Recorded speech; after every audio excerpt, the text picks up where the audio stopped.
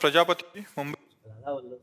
श्री हरिवंश महाराज जी। महाराज जी, एक सत्संग में सुना था कि पापी जीवात्मा को कौन कौन से पापों के कारण अगले जन्म में नीच पशुओं की योनि मिलती है। महाराज जी, मेरे से कछुओं की योनि में जाने वाले आचरण हो रहे हैं। अभी सुधार लो। शौक है क्या कछुआ बनने का? अब सुधार लो, अब सुधार लो। नाम जप करो और भगवान से क्षमा मांगो। भगवान सर्वलोक महेश्वर है। अहम त्वाम सर्व पापे मोक्षयिष्यामि मा शुचा। भगवान कह रहे मैं समस्त पापों से तुम्हें मुक्त करके पवित्र कर दूंगा। भगवान कहते हैं कोटि विप्र बद लागे जाहू आए शरण तजोने। बहुत करुणा में भगवान है, उनसे क्षमा मांगो, नाम जप करो, चिंतन मत करो कि मैं कछुआ ही बनूंगा। तो कछुआ ही बनोगे भी है? नाम जप करो और भगवान से वो कैसे नष्ट? हाँ, नाम जप से। हाँ, नाम संकीर्तनम यस्य सर्व पाप प्रणाशनम। सब पापों को नष्ट करने के लिए भगवान का नाम गरज रहा है। 1 घंटा नाम संकीर्तन रोज किया करो। मंजीरा ले लो और एकांत में बैठ जाओ। 1 घंटा राधा राधा राधा राधा राधा। बिल्कुल कछुआ नहीं बनोगे, ठाकुर जी की कृपा पात्र बन जाओगे। ठीक है। हाँ। राहुल कुमार वर्मा जी। राधे राधे। राधे राधे महाराज। महाराज जी, इस शरीर को किडनी की गंभीर बीमारी है। महाराज जी, समय भी कम रह गया है, आपकी प्रेरणा से नाम जप कर रहा हूँ, परंतु मेरी एकमात्र चिंता है कि मेरे परिवार का और बच्चों का परवरिश कैसे होगा। भगवान विश्वम्बर सबका भरण पोषण करते। नाम जप करो, हर श्वास नाम जप करो। क्या परेशानी किडनी में? क्रॉनिक किडनी डिजीज है, सीकेडी स्टेज। महाराज जी, आपका पॉलिसिस्ट है क्रॉनिक में। महाराज जी, जैसे कोई बीपी हाई से या किसी कारणवश जो किडनी खराब हो जाती है। Chronic disease. हाँ, कोई बात नहीं, चिंता मत कीजिए, नाम जप कीजिए और प्रसन्न रहिए। मृत्यु तो सबकी होनी है, एक दिन ही तो होनी है, 100 बार तो होनी नहीं। मृत्यु की चिंता नहीं है उसकी, बिल्कुल भी नहीं। लेकिन बस कभी कभी नाम जप में बेटी का ध्यान आ जाता है, बस उसी के लिए।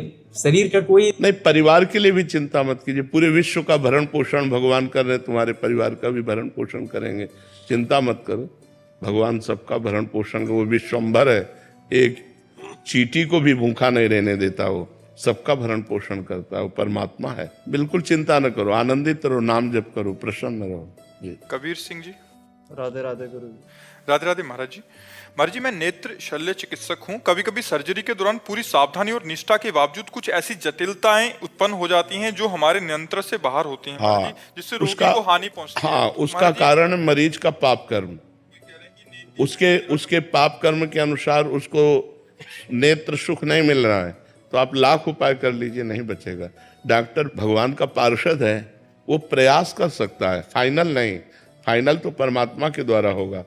अगर आपके द्वारा फाइनल होता तो कोई भी अंधा नहीं रह सकता था। अगर डॉक्टर के द्वारा फाइनल होता तो कोई मर नहीं सकता था। लेकिन बहुत अच्छे सर्जन के द्वारा ऑपरेशन होने पर भी ऑपरेशन विफल माना गया, देखा गया मरीज मर गया। तो इसका कारण है उसका पाप कर्म, उसको भोगना पड़ेगा। देखो, जब हमारा कर्म बिगड़ जाता है तो बहुत सावधानी करने पर भी सफलता प्राप्त नहीं होती। जो अवश्य में भोक्तव्यम कर्तव्यम कर्म शुभाशुभम, जो शरीर के भोग हैं तो भोगने पड़ेंगे ना। तो इसलिए आप बिल्कुल प्रसन्न रहिए, निश्चिंत रहिए। आप अपना प्रयास पूर्ण कीजिए, सफलता भगवान के हाथ में, उसके कर्म के अनुसार उसको मिलेगी। गजेरा किशन जी, सूरत। राधे राधे महाराज जी।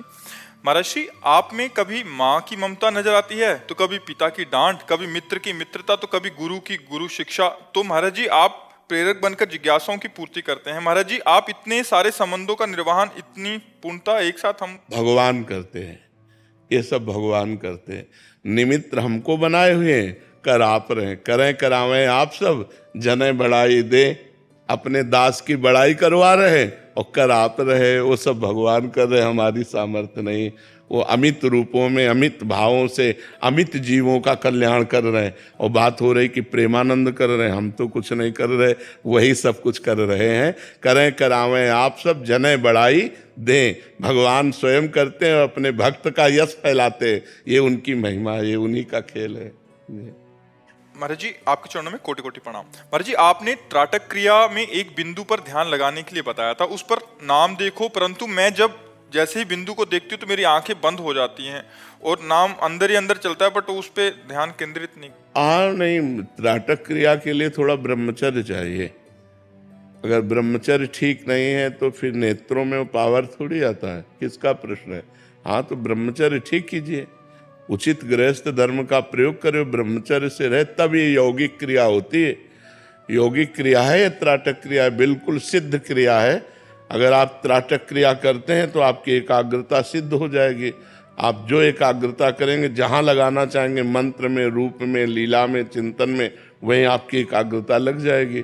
अब आंखें कमजोर हो चुकी हैं, आपके अंदर ब्रह्मचर्य की कमी, इसलिए ऐसा है। ब्रह्मचर्य की पुष्टता से, अब जैसे नासाग्र ध्यान है, आप थोड़ी देर करो आपका सर दर्द करने लगेगा। अगर आपका ब्रह्मचर्य ठीक है तो घंटों करते रहो, कोई परेशानी नहीं।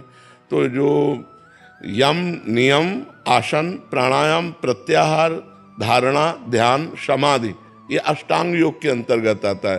तो ब्रह्मचर्य आदि तो यम नियम में अपने आप आ जाते हैं।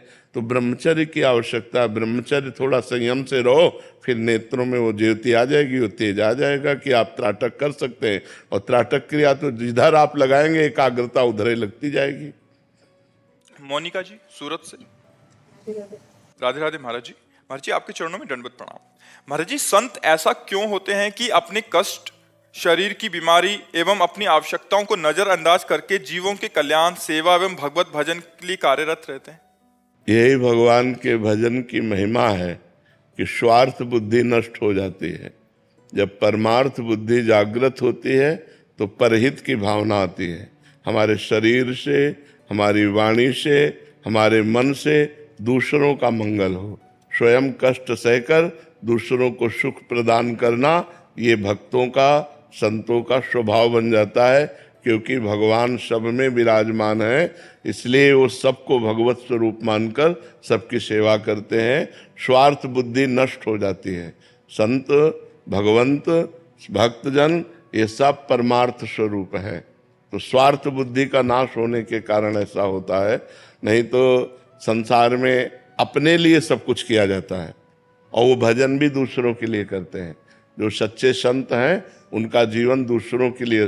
सर्वे भवन्तु सुखिनः, सर्वे सन्तु निरामयः, सर्वे भद्राणि पश्यन्तु, माँ कश्चित दुख भाग भवेत्। सब सुखी रहें, सब निरोग रहें, किंचन मात्र किसी को भी दुख ना हो, ये संतों का स्वभाव बन जाता है।